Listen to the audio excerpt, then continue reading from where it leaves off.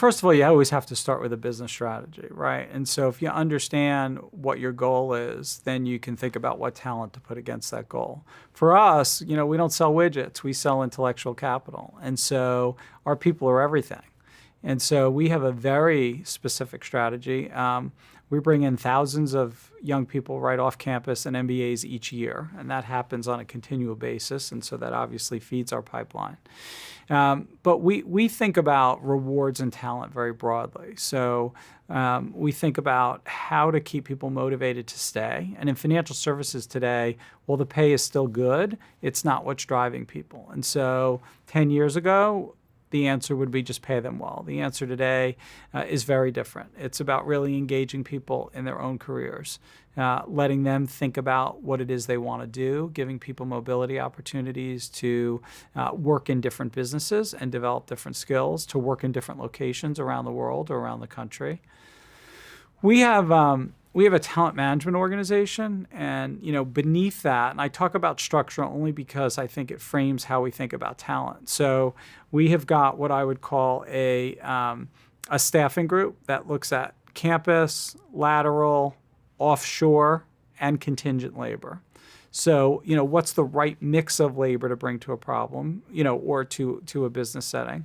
Then we think about actual talent management. So we do a lot of work around succession. And as people rotate out of roles, who's ready to move in?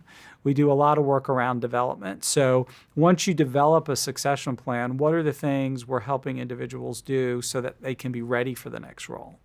And by the way, that's not always a training class, right? So often with senior people, we'll tell them to go join an external board, for example. There's a lot of ways people can develop skills, but we stay particularly focused on skill development. And then lastly, we think about diversity, which is really important to us. And as we think about succession and diversity are very linked together because it's easy to think about succession with the majority. It's much harder to think about succession when you want to change the complexion. I would say one of the things we've seen, which is very different in the last, call it 2-3 years, is our board's interest in talent. So we don't have a quarterly board meeting, and we've got a really sophisticated intellectual board where at least 1 to 2 segments of our quarterly board meetings are around talent. And it's everything from how we recruit, how we retain, how we attract, to how we evaluate. We're in an environment today in financial services where our regulators are driving a lot of this as well. And so there's an enormous amount of emphasis placed on culture and how people accept our culture, behave in our culture, the right risk tolerance in our culture.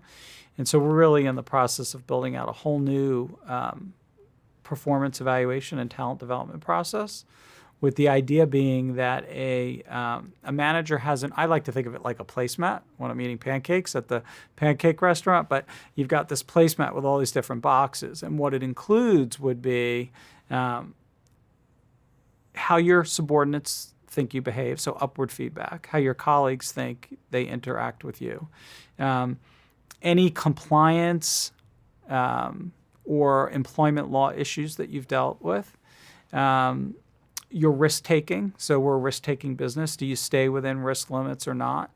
How do you respond in our culture? And most importantly, we now do a culture and engagement survey. How do the people that work for you feel about your organization and our firm? And that is going to be a really valuable tool for us, as we're such a discretionary pay business that people will realize that evaluation is very multidimensional.